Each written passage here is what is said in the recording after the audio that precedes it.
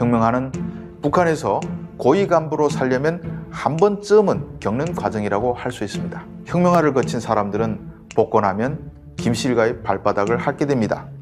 특히 김씨 일가의 신임을 받아 큰 혜택을 누리던 고위 간부들일수록 혁명화 요법은 훨씬 강하게 먹힙니다. 여러분 안녕하십니까? 북한 인민에게 보내는 영상 편지입니다. 김정은이 9일 평양의 러시아 대사관을 방문했을 때 언론의 조명을 받은 인물이 있었습니다. 조용원 노동당 조직비서입니다.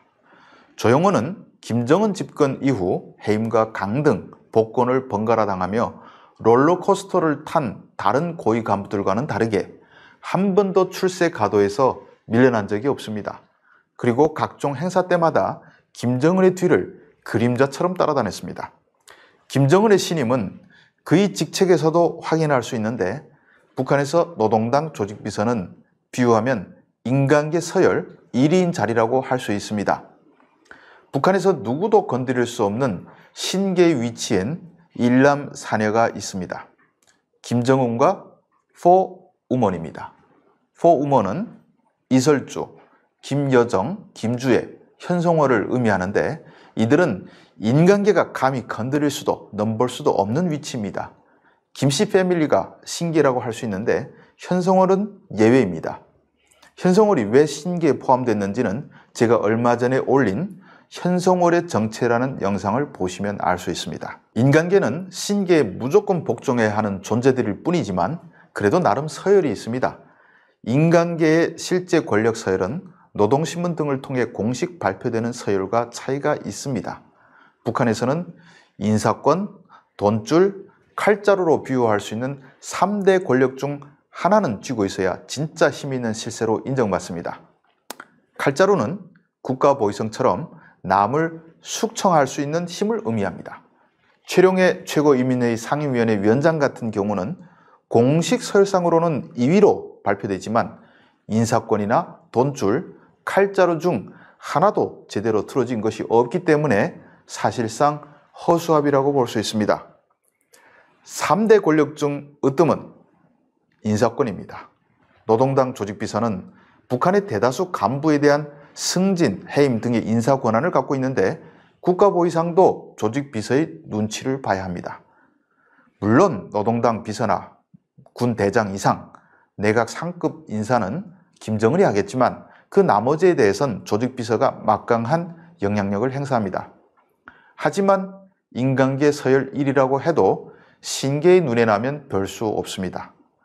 조용원의 신상에 빨간불이 켜진 것은 올해 1월부터인데 처음엔 김정은이 가는 행사에 빠지는 것부터 조짐이 보였습니다. 그러다 2월엔 상무위원임에도 현지 시찰 보도에서 이름이 빠지거나 주석단에서 밀려났고 급기야 2월 28일 이후엔 종적이 면해졌습니다.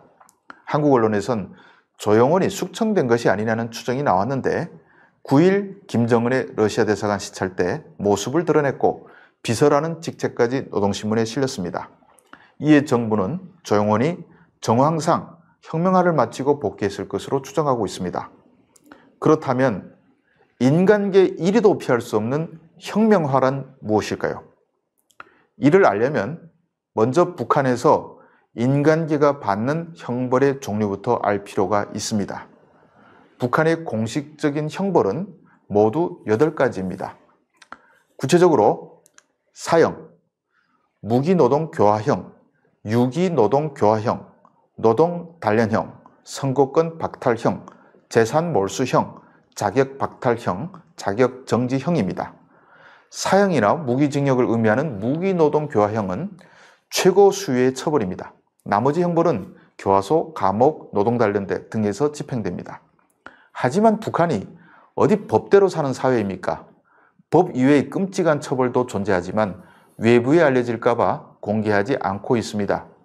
형법 이외의 대표적인 처벌로는 21세기 지구에 유일하게 존재하는 연좌제를 들 수 있습니다. 북한에선 관리소, 외부에선 정치범 수용소라고 불리는 이 지옥은 연좌제의 대표적인 산물입니다. 멸종을 시켜야 하는 사람의 가족을 수용해 영원히 사유화 격리시키는데 정치범 수용소에서 벌어지는 끔찍한 일은 외부에 공개되지도 않았습니다. 정치범 수용소도 멸족 해당자들이 들어가는 완전 통제구역과 복권 가능성을 열어둔 혁명화 구역으로 나뉩니다. 혁명화 구역에 수감됐다가 탈북한 사람들은 여럿 있지만 완전 통제구역 출신은 단 한 명도 탈북하지 못했습니다. 정치범 수용소에는 전성기였던 1970년대 중반엔 100만 명 가까이 수감돼 있었던 것으로 알려졌지만 지금은 수감자가 약 20만 명 정도로 추산합니다. 또 세상에 알려지지 않은 추방기지라는 곳도 있습니다. 반동분자의 일가족들을 깊은 산골에 종신 유배시키는 것으로 정치범 수용소의 혁명화 구역과 비슷합니다. 정치범 수용소나 추방기지가 무서운 이유는 대다수 수감자들이 재판도 없이 하루아침에 끌려와 평생을 짐승처럼 살아야 한다는 데 있습니다. 실례로 장성택 사건에 연루돼 처형된 간부들의 가족은 하루아침에 차에 실려 정치범 수용소에 갑니다. 이들 가족은 북한 형법을 대입했을 때 아무리 봐도 처벌할 조항도 없기 때문에 재판도 없이 끌고 가는 것입니다.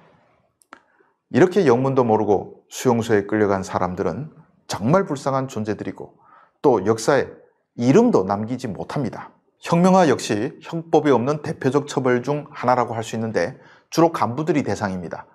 혁명화 교육 또는 혁명화 조치라고도 합니다. 주로 대상자들을 지방 공장, 농장, 탄광 등에서 낮에는 노역을, 밤에는 김씨일과 관련 학습을 시킵니다. 쉽게 비유하면 인간계 상위에서 살던 인물들을 인간계 바닥에 내려보내 쓴맛을 보게 하는 과정이라고 할 수 있습니다. 일반 주민들은 혁명화 갈 일이 없습니다. 그들의 일상이 곧 혁명화 과정이라 할 수 있으니까 말입니다. 혁명화는 북한에서 고위 간부로 살려면 한 번쯤은 겪는 과정이라고 할 수 있습니다. 물론 객관적으로 간부가 아닌 것처럼 보이는 사람들도 혁명화를 갈 때가 있습니다. 대표적으로 북한 체육인들을 꼽을 수 있는데 과거엔 한국 선수와의 대결에서 패하면 당연한 절차처럼 혁명화를 갔습니다. 이것은 몇 달 동안 육체적 및 정신적 처벌이라고 할 수 있습니다. 간부들도 배운 것이 있으니 이렇게 아래 사람들에게 써먹을 때도 있는 것입니다. 하지만 혁명화도 나름 무서운 점이 있습니다. 밑바닥에 내려가면 언제 올라올 수 있을지 알 수 없습니다. 혁명화 대상이 됐다가 죽을 때까지 복권하지 못하는 사람도 많습니다. 혁명화가 노리는 것이 바로 그것입니다. 육체적 고통보단 정신적 고통이 크죠. 혁명화를 거친 사람들은 복권하면 김씨 일가의 발바닥을 핥게 됩니다. 특히 김씨 일가의 신임을 받아 큰 혜택을 누리던 고위 간부들일수록 혁명화 요법은 훨씬 강하게 먹힙니다. 조영호는 김정은 시대 혁명화를 간 최고위급이라 할 수 있습니다. 그걸 보고 사람들은 느끼겠죠. 나도 별거 없구나. 이렇게 오늘 혁명화에 대한 이야기를 좀 해봤는데 사실 할 말이 더 많습니다. 너무 길어져서 다음 시간에 마저 할까 합니다. 시청해 주셔서 감사합니다.